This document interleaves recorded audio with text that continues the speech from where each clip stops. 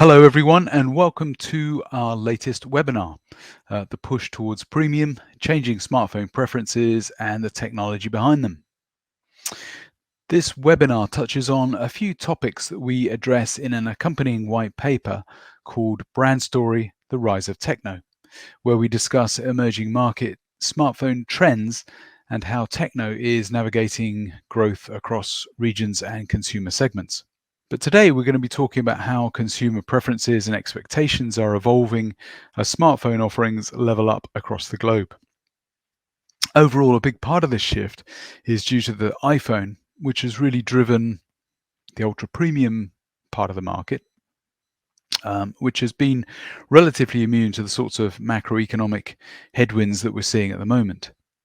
But there's another story here, which is somewhat unnoticed, or maybe less noticed, and that is the regional one. In many emerging market countries, what we're seeing is really an outsized uplift in average selling prices for smartphones. Now, smartphones are getting significantly better every year, and what we're seeing is that people are willing to pay a little bit more for them. So today our panel of guests will talk through the global and regional forces that are shaping these dynamics, and of course the products and technologies behind them all. From Counterpoint, we're joined by my colleague, friend and research director, Taran Patak. Taran's going to share with you what, where and how quickly smartphone offerings have been changing, especially towards the premium end of the market. Then we're joined by Jimmy Xu, Deputy Director of TECNO's Image R&D Center, and Jimmy will shed some light on how they've evolved over the years, what's in store, including a sneak peek of the upcoming TECNO Phantom X2 smartphone. We also have an old friend from MediaTek, Anku Jain. Anku is Managing Director for India for MediaTek, and he's joining us to talk about the Dimensity 9000 chipset and what it's delivering for many of today's flagship smartphones. And finally, our last speaker is Russell Flannery. Russell is editor-at-large at Forbes magazine, and he's going to talk about the changes he's seen over the years around consumer needs and interests in the smartphones. So, without further ado, let me introduce our first speaker, and that is Taran Patak. Taran, please take it away. Thank you, Peter. Good morning, good afternoon, good evening to everyone who is present here in our webinar. Let me start with a very quick introduction on who we are. For those of you not familiar with us at Counterpoint, we are a tech research company with a strong focus on the smartphone sector. Our coverage spans from connected devices through to related components, software, and key disruptive technologies shaping our industry. From a regional perspective, we cover markets globally, but with a healthy specialization across emerging markets. I'm a research director based here in Asia, overseeing the smartphone sector, covering many of the markets mentioning during the webinar. We are always very happy to educate and support our media friends. So if you have any questions, please feel free to raise your hand during the Q&A or send us your query directly. So with that, let me begin, starting with the technology evolution. Very interesting past 3 decades.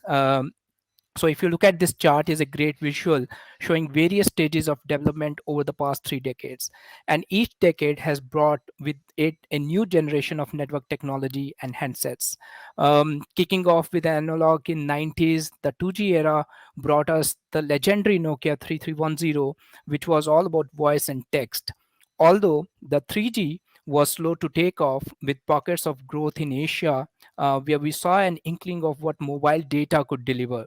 It also brought us the iPhone, and around 2 years after the first 4G network was launched, we really saw an explosion of growth in smartphones.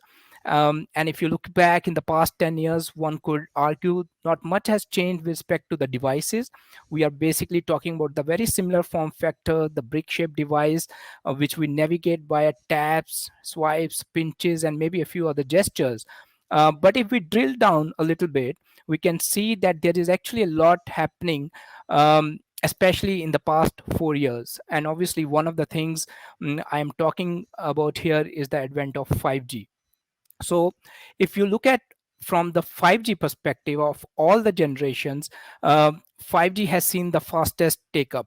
In the span of over 3 years, it has hit a significant milestone.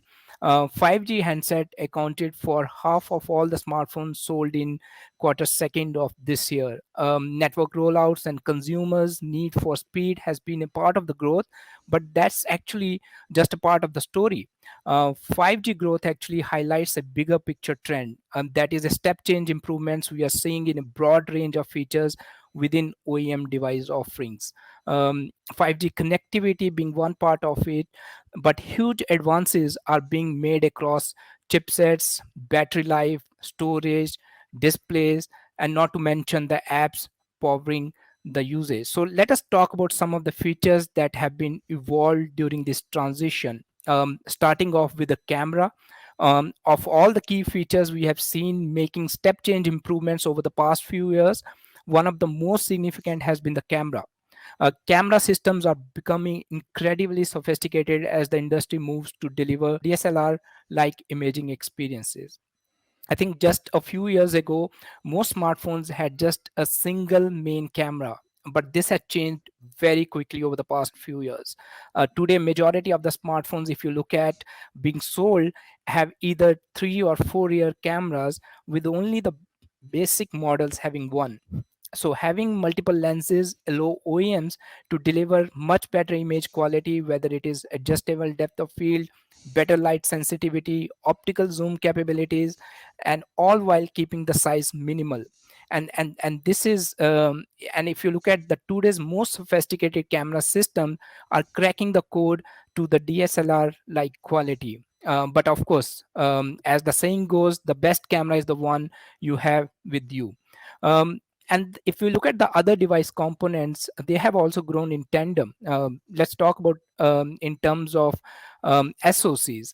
Majority of now which run over 2 gigahertz, they support very heavy computational demands from things like image processing, gaming, and other multimedia functionalities. And to continue on this, and if we look at with all the images, videos, and applications on devices, storage has become a very critical factor now, and we are seeing this reflected in the numbers as well, with 128 gigabyte pretty much standard now across most of the price segments. Battery capacity have also spiked to deal with the added processing requirements, of course, not to mention about the fast charging that we have seen uptaking the past 2 3 years. And as users double down on their devices for multimedia use, we are seeing OLED reaching parity with LED. Display quality is a critical feature now as consumers do more with the phones and do it for much longer than before. So, what does this all lead us to? So, if you look at the result is necessarily a rise in the average selling price. If you look at globally, it has been a gradual climb, rising about 15% over 4 years, which is not bad if you think about what users can buy today versus in 2018.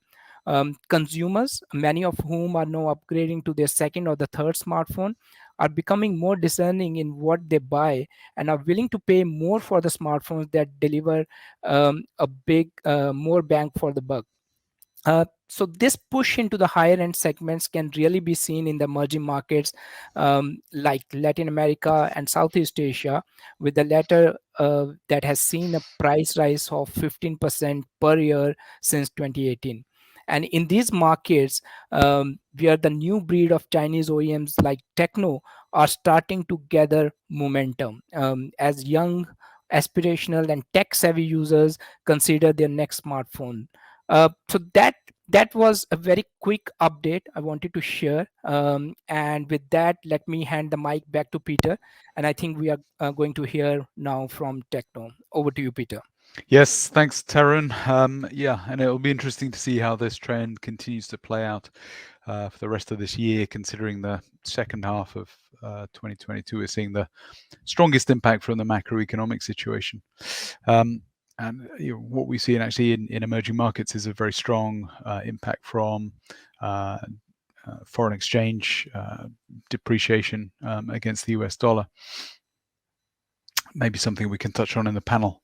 Yep. So as Taryn says, next up is Jimmy Xu from TECNO, who's going to talk brand expansion and their push towards the premium end of the market through innovations in camera and imaging. And he's going to reveal a bit more, as I said in the introduction, about the upcoming Phantom X2 flagship as well. So Jimmy, over to you.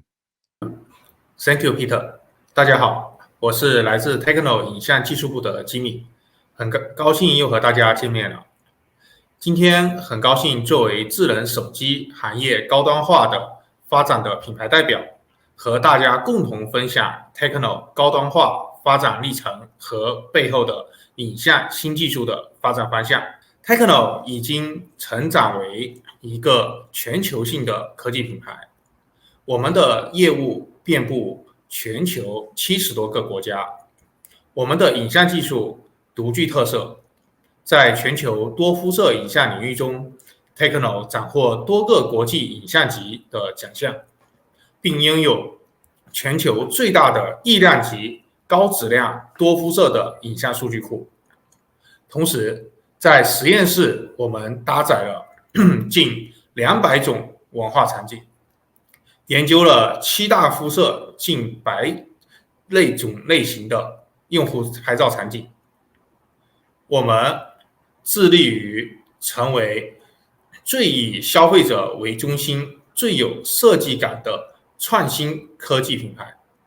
TECNO 的未来品牌和技术战略布局中，我们将聚焦3个战略方向。首先， TECNO 聚焦服务于年轻的奋进者，秉承 Stop at Nothing 的品牌精神。TECNO 致力于服务全球追求自我发展突破的年轻人士，激励他们创造比想象更美好的智能生活。其次， TECNO 致力于构建丰富的智能产品生态，基于手机衍生链接个人与家庭2大场景，我们以丰富多彩的智能设备助力消费者构建智能互联生活。第三， TECNO 持续推动向高端体验的突破，我们不断致力于技术突破的同时，也持续探索创新技术与时尚设计的完美融合，为消费者提供设计时尚精美的智能科技产品。TECNO 在手机产品的高端体验突破中， TECNO 对前沿影像新领域的技术创新和用户价值创新同样关注。在未来2年全球移动影像技术发展的大趋势下， TECNO 持续发力旗舰影像能力的构建，并持续在 Portrait、Zoom、Image Stability 等方面取得显著的进展。未来，我们将在这些战略核心价值方向持续投资，并将分布3个核心技术的应用。首先是鹰眼相机 Eagle Eye Lens， TECNO 将在2023年搭载行业首创鹰眼相机技术，作为行业第一台双棱镜潜望大角度长焦相机。鹰眼相机技术可以通过双棱镜的转动，实现真正的智能追踪拍摄，并达到最大正负6度的超大防抖角度。2片棱镜分别具备正负8度和正负10度的单轴向运动能力，相互配合，智能追踪运动物体的移动，使其始终出现在长焦镜头的视野中央。同时，也正因为2片棱镜的移动能力，在拍摄运动物体时，鹰眼相机可实现正负6度的行业最大防抖角度，带给用户超稳的视频拍摄体验。这是我们鹰眼相机的技术原理视频。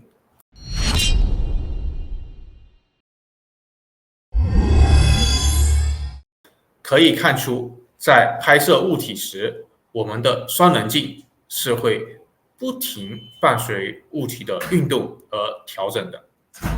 这是我们的技术场景的效果视频。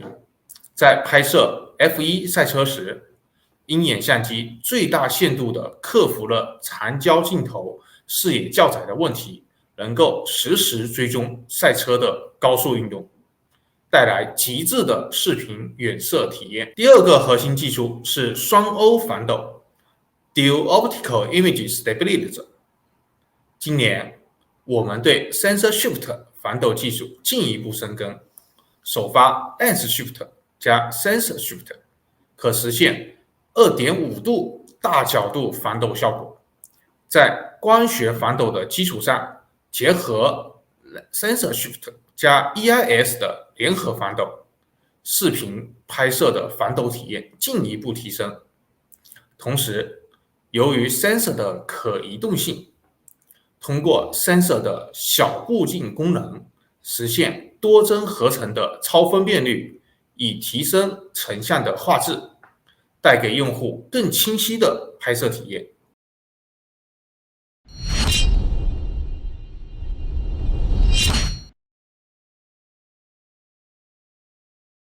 这个视频介绍了我们双欧反斗是如何运作的。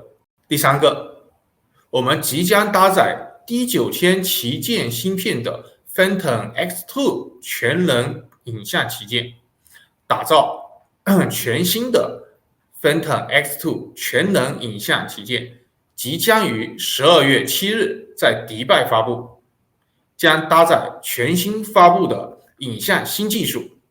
新技术是什么？抱歉，我还需要卖个关子。但是值得分享的是 Phantom X2 即将搭载 MTK D9000 最强旗舰芯片，确保 Phantom X2 能够带来令人惊艳的影像体验，尤其是在暗夜拍照以及人像成像方面。好，借助 ISP 7.0 的高算力和 APU 5.0 的高性能表现，我们在 Phantom X2 上搭载了升级版的超级夜景模式，超感光主摄搭配 D9000 加持的新一代超级夜景算法，夜景提亮、降噪效果更佳，更有极速夜景和视频夜景算法，拍照时可实现 1.8 秒内快速成像，拍视频时画面也可以得到有效的提亮。具体 Phantom X2 的旗舰亮点还有哪些？敬请期待。以上就是我今天的分享。TECNO 尊重每一个市场的消费者，我们将在前沿技术基础上永不停歇的探索发展，激励消费者实现最好的自我。谢谢大家。Excellent. Thanks very much, Jimmy. Yeah, we're very much looking forward to the launch of the Phantom X2 and maybe testing out the camera a bit. Yeah, as you may know, we do quite a lot of product testing, so you can look on our website for reviews of other products. Next up is Anku Jain. Anku is going to talk about the MediaTek Dimensity 9000 chipset and how it's powering the Phantom X2 and in fact many other flagship smartphones as well. Thank you, Peter, for the introduction. So I will introduce you to the MediaTek company and also, as you mentioned, about Dimensity 9000. So let me share my screen. Here you go. Okay. So my name is Anku Jain. I'm the managing director of MediaTek India, and I'm really glad to be part of this panel. So talking about MediaTek, MediaTek is the fourth largest fabless IC design company worldwide, and by revenue. And we are actually listed in Taiwan. That's our headquarters. And we have more than 50 offices with 17,000 plus employees globally. And in India, we have 3 offices. That's in Noida, Bangalore, and Mumbai. And we are also doing a lot of R&D here with about 1,000 employees here. Our revenue last year was $17.6 billion in USD. And so this was really an amazing achievement last year as compared to the previous years. Our revenue really increased a lot, and that shows the kind of penetration we are able to create in the market. And our key product lines include mobile communication, intelligent devices, analog, wireless, wired connectivity, and IoT. And this slide shows the diversified portfolio that we have. It's really varied across several different verticals. And we have cross-platform and global market leadership in several verticals, as you can see on the screen. So in mobile phone, we are number one in smartphones. We are number one in feature phones. And also for smart edge platforms, we have achieved a number one position in Chromebook worldwide, Android tablets, voice assistant devices, connectivity, broadband networking, and smart TVs and digital TVs, and optical drives and video players. So we have a leading position worldwide in all these verticals. That really shows the kind of reach we have in the devices that are being sold worldwide. In fact, we are selling about 2 billion devices per year, which are powered by MediaTek chipset inside. And we're also growing in ASIC and power management domains. And this is, the various customers that we have. We really power the brands you love. And we have a global customer base, and you can see all the big names here. And, we want to continue to flourish and to continue to have a great relationship with the customers and, serve the market that we have. And just diving a bit deeper into our technology, we are leader in smart device technology. We offer powerful and innovative chipset for various smart devices, and we aim at enhancing our existing technologies for an even smoother and more performance-based all-around smart life experience. So, there are 4 series of different verticals you can see here. So MediaTek Pentonic chipset is powering the smart TVs that you see around us. The MediaTek Genio is for AI IoT domain, and MediaTek Filogic is for Wi-Fi, and MediaTek Companion is for Chromebooks. So these are the 4 kind of lines of businesses that our chipsets are powering, and it is really having a great penetration worldwide, as I mentioned earlier. And coming to the smartphone technology itself, we are leader in that technology, as I mentioned earlier. And we really want the world to get ready for something incredible in your next 5G smartphone, with enhancements that give you intelligent performance and power efficient boosts. And you can see the several different chipsets on the bottom of the screen. And this is actually what we are doing is we have chipsets, 5G chipsets available from mainstream to premium to all the way to flagship. So that way we are able to cater to all kinds of demography that we have, and it gives a choice to our OEMs to cater to entire spectrum of different customer base. And really depending on their survey, what kind of customer they want to serve, we have the entire range of chipsets, including Dimensity 9000.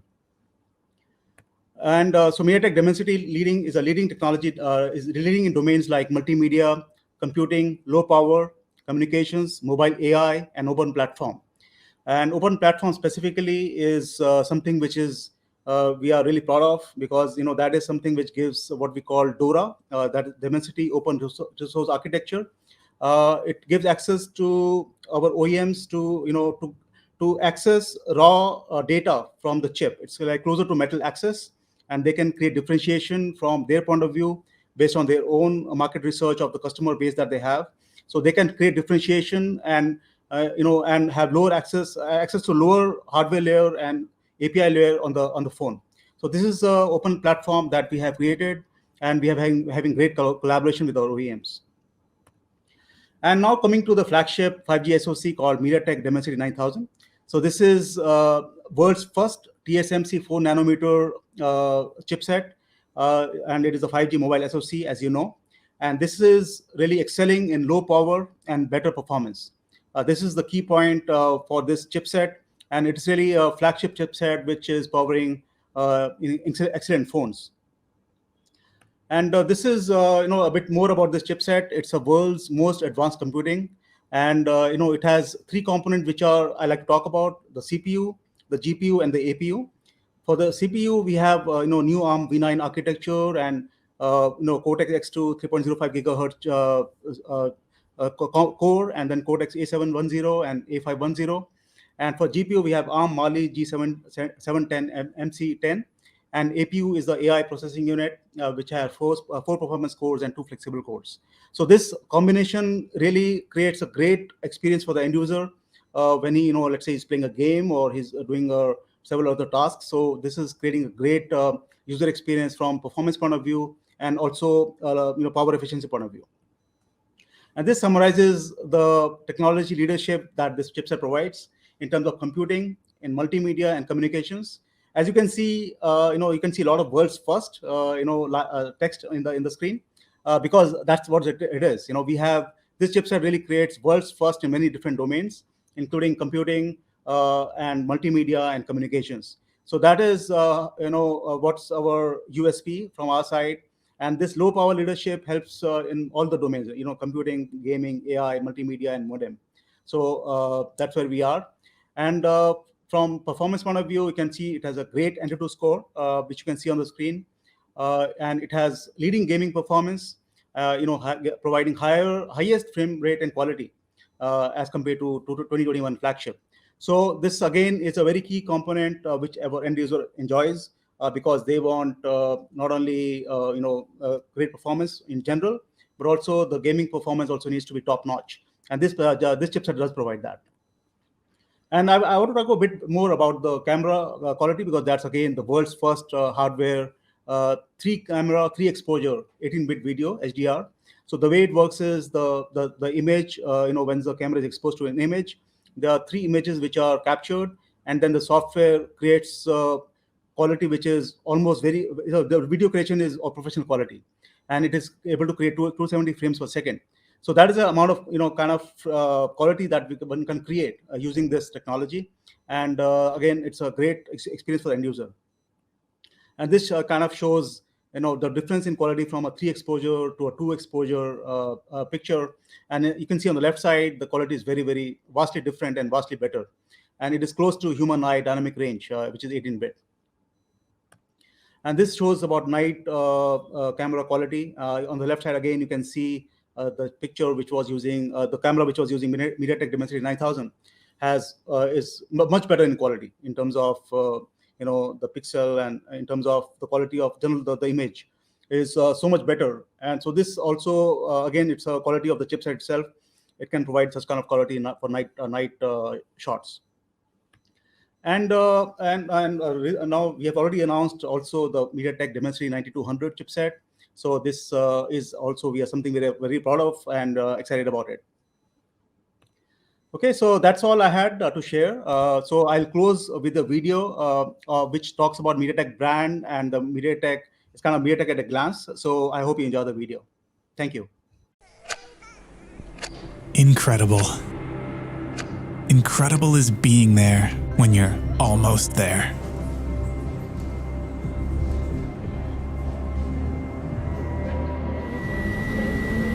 Incredible is capturing that perfect shot for your best friend, not followers.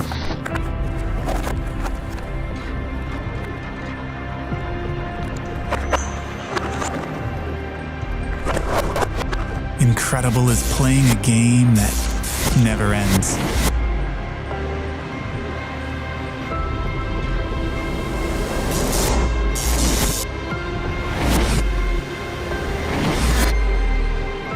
We understand what we put in the technology positively affects what you get out of it.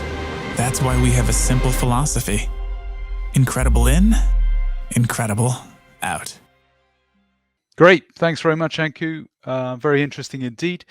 Right now for our final speaker, and that is Russell Flannery from Forbes magazine. He's going to talk about how smartphone consumers and their interests have changed over the years and their expectations around the higher end of the market. So Russell, over to you. Thank you, Peter. Great to be here. I'm Russell Flannery, and I'm a senior editor at large at Forbes. I've been editor at Forbes for the past 22 years. I was previously the editor-in-chief of Forbes China, the Chinese language edition of Forbes, and I was earlier a correspondent for Bloomberg News in Taipei and Shanghai, and also a correspondent for the Asian Wall Street Journal in Taipei. Altogether, I've been writing about the global electronics industry for more than 3 decades. Forbes champions success by celebrating those who have made it and those who aspire to make it. Forbes convenes and curates the most influential leaders and entrepreneurs who are driving change all over the world, transforming business and making a significant impact on the globe. The Forbes brand today reaches more than 150 million people worldwide through our trusted journalism, signature live and Forbes virtual events, custom marketing programs, and 48 licensed editions in 82 countries. The topic that we're here to zero in on today is our relationship with the smartphone and how smartphones are going to keep changing our lives in the future. Over the past few years, we've seen phenomenal growth in digital penetration and its impact on our daily lives. COVID-19 created physical limitations that brought about smartphone innovations to meet new consumer demands. Smartphone brands are offering premium phones, affordable flagships, mid-range devices with some high-end features, and also an unprecedented push for 5G access, better cameras, foldable screens, slimmer designs, and contemporary ergonomics. Let's take the camera as an example of all the wonderful changes happening with smartphones. Recently, smartphones with multiple lens systems have become mainstream. Sensors are being used more widely in many areas of life. Improved sensor size and resolution means smartphone users can capture more details and render images more accurately in complex lighting conditions. But there are more changes coming, like optical image stabilization technology. Blurry and shaky photos are a common experience and a bummer for most smartphone users, and are especially pronounced in low light conditions as shutter stays open longer to capture more light. Optical image stabilization technology can stabilize the image or video by shifting the lens to counter the shakes. In addition, smartphone brands are developing pixel binning technology that enables high-resolution sensors with small pixel size to perform better in low-light conditions. They want to offer continuous optical zoom, which will allow users to shift between different focal lengths smoothly. Now we come to the influence of AI. Of course, with hardware enhancements becoming essential and more common, AI is playing a more significant role when it comes to the final stage of video quality. Some smartphone brands are already using big data and deep neural networks to drive personalized and localized image processing. AI is now quietly working in the background of the smartphone, and there are different categories of AI within smartphones, like natural language processing, machine learning, natural language generation, and vision AI. They can drive virtual assistants for accessibility, know what users are going to say before they do, like predictive text, and manage hardware resources like battery life and screen brightness that are important to us all. Then, of course, there is the selfie. Powered by stronger camera technologies, our daily lives have been reshaped and greatly enriched by various forms of images and videos. The first example of that is the selfie. Since the introduction of the front-facing camera in smartphones, selfies have become a really fun way for people to share a spontaneous moment with others. Taking selfies can facilitate self and identity exploration. It offers a different perspective of people's images. People who take selfies are conducting their own photo shoot, knowing every angle, emotion, flaw, and message to display. It can look like a simple act, but it's really an effective way of expressing oneself. Interestingly, a selfie can also be used to improve inclusion, equity, and accessibility. For example, it can be it can be challenging and frustrating for the blind or low vision people to know whether or not they're taking a good selfie. Some tech companies are using this technology to help them to do that independently and confidently. Another way that smartphones are changing daily life is the short video.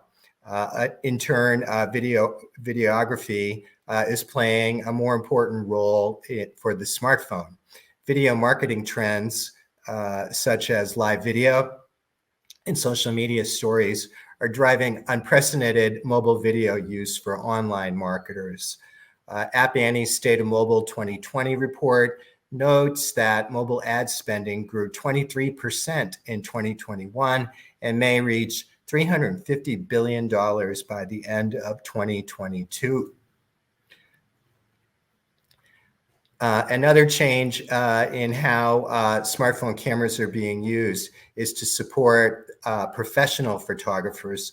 Last year, Suite 48 Analytics took a survey of 881 professional photographers, and the results were very interesting. They showed that although only 13% of respondents said that they shoot more than half of their professional work with a smartphone, some 36% at least shot some of their professional work with a smartphone camera. While some photographers use smartphones to shoot paid work for clients, more than half, 58% of respondents said that they use their smartphones to support their professional photography business. Looking ahead into the future, smartphone features are likely to keep evolving and improving our daily lives. How will that happen? I think first will be with better safety and security. Security, of course, being something everybody is worried about. Second, we're going to see more diverse sizes and shapes with our smartphones, like we're already seeing now with the growing use of foldable smartphones. Third, I think we're going to see the emergence of new interfaces. The dynamic island in the latest iPhone very well may indicate new types of user interface. Fourth, everybody wants more efficient power consumption, and I think everybody is a powerful force in the marketplace, and we'll see progress in allowing us to stay connected longer.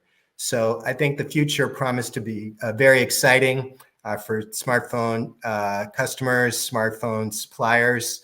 Thank you very much for listening today. And I hope to hear from everyone or have a chance to meet you in person in the future. All right, thank you very much, Russell, for that. So we're now going to move into a panel session where we'll put some questions to the speakers, and maybe it's an appropriate place to start with you, Tarun. So from the broader perspective, what do you think has been the key driver of this shift into, I don't really want to say premium, but the sort of higher end of the market? Maybe we can say affordable premium or high mid-range. Definitely being quite a shift as you showed in your presentation, and it's quite startling to see this sort of double-digit annual growth in average selling prices. Particularly in places like Southeast Asia. So what's behind that? What's driving it? Yeah, thanks, Peter, for the question. I think there are a number of factors. So number one is the pace of technology. We seem to be bumping up against Moore's law in some areas, but smartphone components, they continue to deliver. For example, MediaTek's latest Dimensity is on 4 nanometer, and look at what it is allowing OEMs to deliver on. Things like processing, artificial intelligence, and power consumption, to name a few. The other thing is like step change advances that are being made in other components as well, whether it is smaller size, better software, or more storage. And the costs are not rising commensurately. So the result has been a lot more bang for the buck, like I mentioned in the presentation, for the consumers. And the other thing is the market expectations. So let's talk about the consumers here. The 4G era saw many first-time buyers coming online. And if we look at in the past 3 to 4 years, we are seeing many more upgraders, aspirational buyers switching across brands, people expecting 5G regardless of whether there is a service or not. And these buyers are far more sophisticated, and they expect more. They are willing to pay more for sure, but the specs need to be there. So I think these two a couple of factors really summarize what we are going to look forward. Right. Thanks, Taryn. So it's fair to say that we're seeing this continued momentum, but more especially in that upper mid range, which is helping to drive the market as consumers are actually willing to pay up a little bit more for these features that and benefits that you talk about. And maybe I can bring Jimmy in here. So Jimmy, can you talk about how TECNO is addressing the trends that Taryn has just outlined? Thank you, Peter. Let's go culture. TECNO 采用多重策略来应对这些趋势。首先，我们的产品提供给消费者所期望的功能，比如成像、电池寿命、储存以及可用性。其次，除提供消费者期望的更高端的功能外，我们还着眼于解决本地化的需求，我们将其称之为 globalization。例如，我们针对南亚市场调整了我们的美颜算法，保留了当地的吉祥痣和胡须等特征点的表现。第三，我们扩大了新兴市场的影响力，从拉丁美洲、印度到最近的东南亚等许多地区和市场都有我们 TECNO 的身影。第四，设计也是我们关注的方面。我们的旗舰 Phantom X2 系列专注于突出旗舰技术和优雅的设计特征。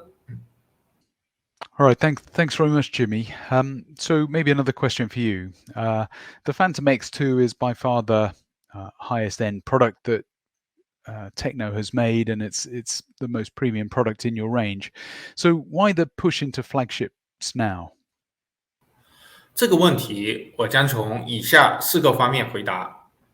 首先 ，TECNO 已成为全球领先的智能手机品牌，我们致力于为消费者提供最好的产品。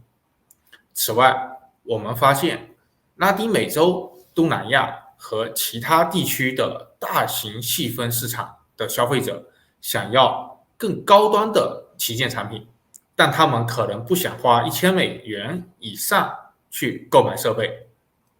我们希望提供具有竞争力且价格更实惠的产品，来满足这些有抱负的用户的需求。最后，虽然看起来技术在那里，组件在那里，价格在那里，但实际上消费者们希望手机制造商真正的看到他们，并为他们提供本地创新。TECNO 希望在正确的时间、正确的地点，让消费者更容易获得全球创新。Okay, thanks, Jimmy. That's very interesting. Anku, maybe I can put the next question to you.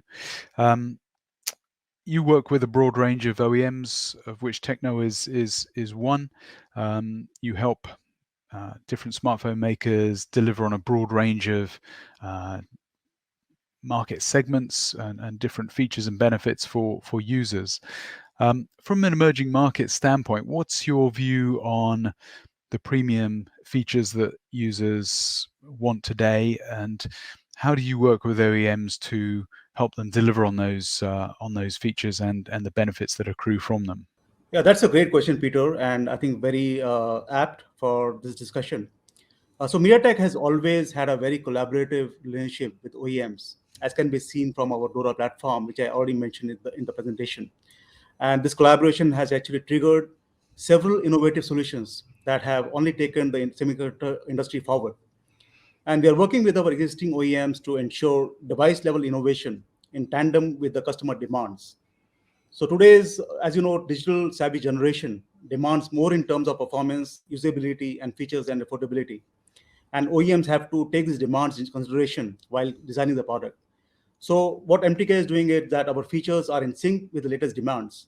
Solutions that enable multitasking, video, gaming, low latency, and lag time, etc. So that's where we are, and I think we will closely cooperate in the coming times with the OEMs, and we are really excited about this. All right, thanks, Anku. That's very helpful. So changing gears slightly, coming to you, Russell. So you talked a lot about premium trends in your presentation. How or why is it that they've been able to do this, do you think? Thank you for the question, Peter. Well, there's several things that are driving the globalization of the Chinese smartphone industry and Chinese smartphone brands. One important area in which China has done well, I would say, is supply chain management, and with it, technology expertise. Global competition is complex, and certainly resilient supply chains have been a core building block for China's smartphone success.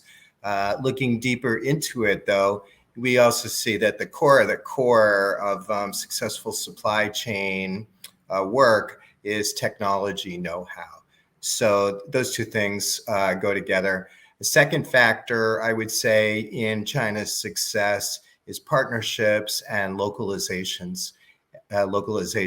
In the same way that China's smartphone manufacturers partner with others in components, they're working globally in areas that include distribution and, importantly, service. Nobody wants to buy a smartphone that you would have trouble getting service for.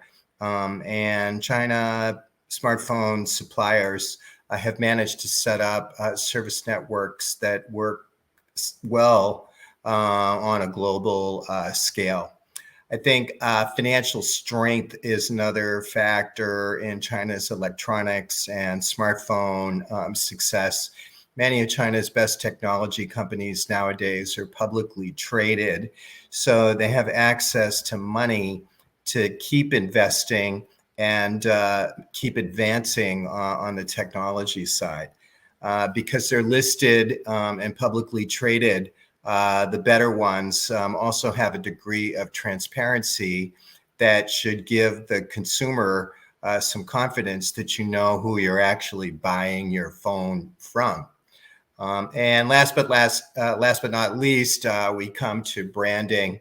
I think there are a lot of ways to win global market share, but the power of a brand, when we look at global technology companies with staying power, is really a key. And when we look at Chinese companies that have succeeded, whether it's in air conditioners or smartphones more specifically, it really comes from building a brand or brands that connect with local communities and local consumers all over the world.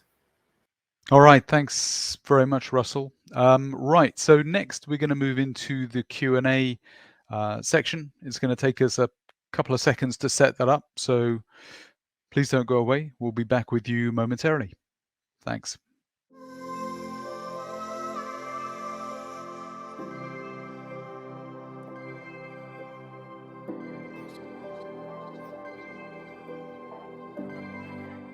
All right, thanks, Taryn. So just a quick update. We've Anku is not able to join the Q&A, and Russell's having a few technical difficulties, so he is not able to join yet, but may do so during the course of the Q&A.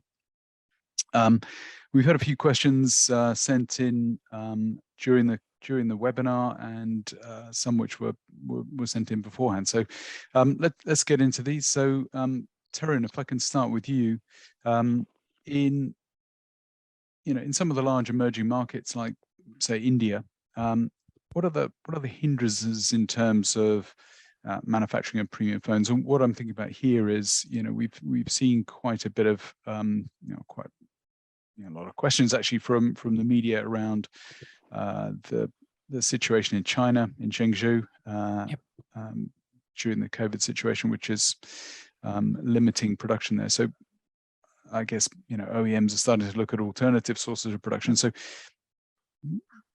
can you talk a bit about the potential for Sure. manufacturing premium phones in India? About the manufacturing, I think there are two ways to look at it. The first is when we talk about assembling a particular phone and then manufacturing a particular phone. So if we are talking about the assembling, that is pretty much straightforward. I think it's already happening in India. Even the iPhones are being assembled. The latest Galaxy S series are being assembled. But the challenges come when it comes to the manufacturing of the flagship phone. So that essentially means you are dependent on the components that are pretty much up the scale. So for example, you're looking for displays, those are like high end, you are looking for SoC, and you need to source it, and not a lot of it is happening locally in India. So as you move into the flagship segment, you need to have access to the components that should be sourced locally. That is not happening in India, I think, and that is one of the challenge right now. That dependency still lies in China or some other countries. So for example, if you are sourcing the sensor, you might need to depend on countries like, let's say, Japan. For the memory, it might be just the Korea. So that is the challenge. The other challenge, if you look at from the scaling point of view, because a country like India, the premium smartphone is still like less than 10%, right? So you are looking for technically volumes, right, in order to make sure that your processes are good. So that is one challenge that needs to be looked into if someone is, let's say, decides to assemble a phone from India. So they need to look at both from the domestic as well as the export opportunities. But I think the single most factor here could be the localization drive. So because you are using a certain like components that needs to be localized, even if in terms of making a premium phone, that needs to be addressed first if the localization of premium phones go out of, let's say, from China or so. All right, great. Thanks, Taran. So Jimmy, and it looks like we have Russell joining us, which is great. Thanks for stepping in, Russell. But if I can put the next question to you, Jimmy, we're likely facing a recession of varying depths in different parts of the world. I think, I'm sitting in Europe and we're seeing perhaps the strongest likelihood of recession in Europe relative to other parts of the world. But, it's likely to impact everywhere to a greater or lesser extent. So how can smartphone brands navigate the coming recession, and what kind of technological innovations will help brands differentiate from each other and meet consumers' expectations in what is likely to be a fairly difficult economic situation over the next year or so? 首先，在经济衰退的年代我们要坚持品牌的高端化的战略，是应对风险的最有效的一个途径并且我们通过品牌的高端化的一个迭代，然后我们去占领高价值的用户的心智，在不稳定的时代才能站稳脚跟。与之密不可分的是先进技术的不断创新，技术创新的原动力来源于对用户的核心需求的一个把控以 TECNO 的影像为例，我们始终关注用户的记录与创作这两大需求。稳定高效的影像记录永远离不开高端影像系统、先进的影像处理能力，因此我们布局夜拍、远摄、陡拍等极端的用户场景，全方位的覆盖用户的拍摄场景。此外，有趣简单的视频创作、趣味的拍摄成为新的时代潮流。如何进一步释放用户的创作能力，同样考验着各大厂商在先进技术领域的一个布局。All right, thanks, Jimmy. And actually, I'm going to stay with you for the next question. So, what challenges from emerging Chinese brands does TECNO face in the overseas market, and how prepared is TECNO to combat those challenges?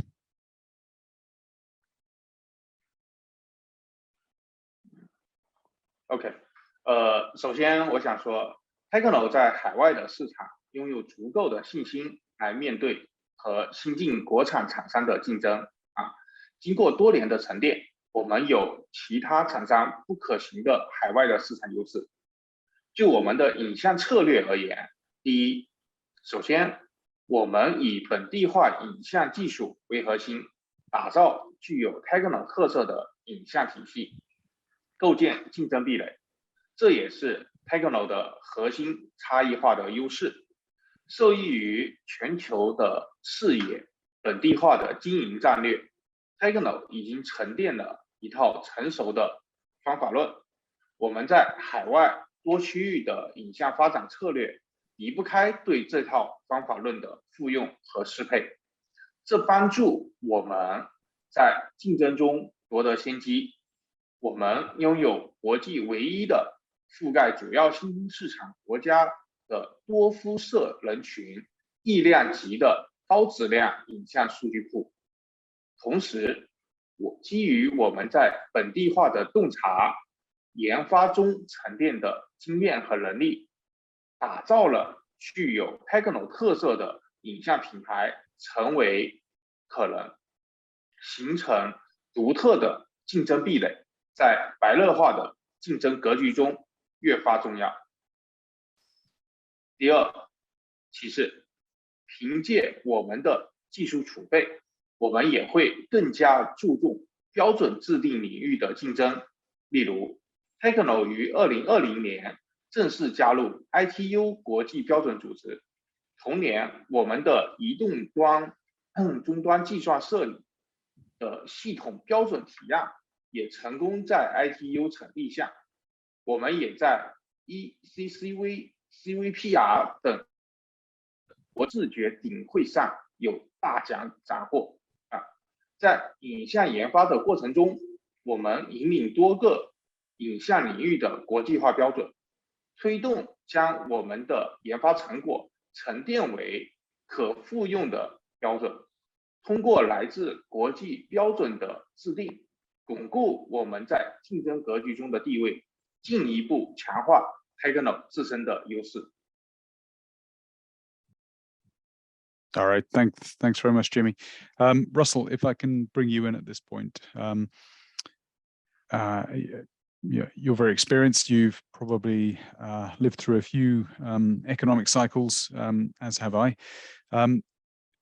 What do you think consumers will be likely to do in the, let's say, over the next year, as we kind of head into this period of economic uncertainty, particularly when kind of looking at premium technology experiences, especially in emerging markets?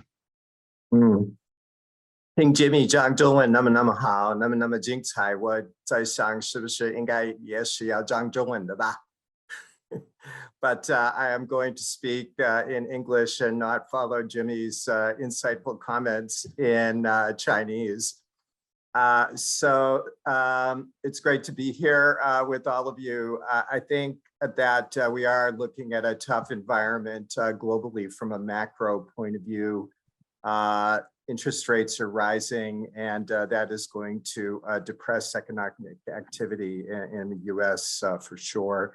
The OECD today just came out with a new forecast that growth next year globally will decline to 2.2% from about 3.1% this year. So the overall environment is not great. And as we know from Counterpoint's own research, smartphone shipments through the first 3 quarters of the year were also tough. We're seeing a longer upgrade pattern in the industry. And it might be that the future highlights evolution across the board rather than revolution that brings a new wave of incentives to purchase a phone. The emerging markets, which we're focusing on a bit with my question, have also been hit. And in the first 3 quarters of the year, that was the result of, as we say, economic uncertainty which is feeding into the demand side of the market. However, bright spot definitely is in the premium space, in particular in key Southeast Asian markets. And there, based on your own great Counterpoint data, we can see that in some areas, sales grew as much as 29% year on year through in the third quarter. So looking ahead, there should be good demand continuing in the premium market, where people do have the purchasing power and the interest in upgrading. And it should be that the replacement market will continue to evolve. Thanks, Peter. All right, thank you, Russell. And actually, I'm going to stay with you. We've got a few questions from our friends in the Philippines media. So you mentioned there the Southeast Asian market. So this is a very kind of pertinent question for them.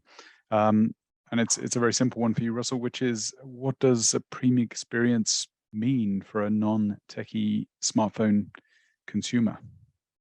Mm-hmm. Well, I would say what I want in my premium experience is privacy. What I want in my experience is camera performance that isn't shaky, as I was mentioning earlier. And what I want in my camera experience is some adaptability, if it's not revolutionary, in foldable technology. I think, speaking as a journalist and speaking as a professional photographer, which is another group of people, videologists, you know, we want more convenience in getting our phones down and being able to do some video and joining Zoom calls quickly and all that kind of thing. So I think about the combination of the technology with phone design and functionality myself. All right, excellent. Thanks, Russell. So if I can turn to you, Jimmy, for the next question, which is how can you ensure premium quality experience in smartphone users, you know, from emerging markets without the high cost? OK， 其实对于非技术追求的普通智能手机用户而言，第一 ，TECNO 的旗舰体验的提升是始终围绕着用户的核心需求。对于普通用户而言，旗舰级的手机体验意味着我们为解决用户的痛点提供了更极致、更有效的解决方案例如更强大的暗拍能力、更清晰的远拍体验等等，在用户可真实感受到的使用层面上，给予了他们更便利的一个体验。第二，向着旗舰高端化的转型，能够显著提升普通用户的品牌认知和品牌忠诚度，帮助普通用户在日益繁复的市场更快速地选到自己需要的产品。整体上需要提供超过用户预期的体验和服务，超越期待的惊喜价值体验也是 TECNO 最关注的，始终关注用户最需要的一个差异化的产品创新，对，依然是围绕着创新和用户的需求。All right. Thanks very much, Jimmy. And I think this is probably going to be the last question. So I'm going to throw this one to you, Taryn. I know that you and your team have been looking at Q3 smartphone results for several emerging markets. So how is Southeast Asia shaping up, especially, you know, with regards to the premium segment in the market? I think, yes, if you look at Southeast Asia, the premiumization trend is happening. Like in our recent press release, we have mentioned that the premium segment in Southeast Asia market grew 29% year on year. largely driven by Apple that grew almost 63% year on year. But if we look at in the past couple of quarters, we have normally seen people upgrading from the mid-tier to the premium segment. And one of the interesting trend is some of the users are skipping the mid-band entirely. We have seen users that have upgraded from $200 to directly to like $450 or $500 in that range. So this trend is we are seeing across all the regions. So we believe that especially in the markets like, let's say, if I have to pick up certain markets like Vietnam or even in Malaysia, there are certain set of users that are willing to upgrade. And the belief is that if we are going to get a device that will last us almost like 3 years, we are still good rather than to go for a couple of devices that might last them like 1.5 years or 2 years in that context. And another factor that is driving this trend is the upfront value of the device has gone down. If you look at from the Southeast Asia perspective, there has been like a lot of startups that emerged in the past 2 or 3 years that are bringing the upfront value of the device down. The financial schemes are there. BNPL, the buy now, pay later schemes, which were not there almost like a couple of years back, is coming back. So the whole idea is even the smartphone OEMs are pushing users to upgrade to the premium. So I think it's a mix of your installed base. If the installed base is more mature, they normally shift upgrades to the upgraded premium segment, and that is what we are seeing in the Southeast Asia market. Even and that this particular trend is also aligned with the introduction of 5G. If you look at even the 5G segment penetration in 200 to 400 or greater than 400, it's almost like greater than 400 is almost like 95%. So which means most of these phones are 5G as well, which also tick marks one of the key consumer interests that if I'm going to upgrade a phone in the premium, it has to be a 5G phone, and that is happening in this region as well. So I think this region is also at the cusp of the fastest technology transition. We have not seen this with the previous ones when 4G was there. But as of now, this trend is being driven by iOS, but we are seeing a very similar trend in the Android camp as well. Of course, not as steep as what is happening with the iOS, but it's still definitely a double-digit growth in that segment. All right, sounds pretty positive despite the economic environment. So yeah, thanks Taran. And that basically wraps up this webinar. So thank you very much for your attention. As I mentioned at the start of the webinar, we do have a white paper which has a lot of the content and goes into more depth, in fact, in some cases, and that will be emailed to all registered participants over the next day or so. So look out for that. And with that, I'd like to thank our panelists. So Taran Patak, Jimmy Xu, Russell Flannery, and Anku Jain, who couldn't be with us for the Q&A. So thank you very much, gentlemen. And I've been Peter Richardson, and thank you very much for attending this webinar. Look forward to seeing you again soon. Bye now. Thank you, Peter.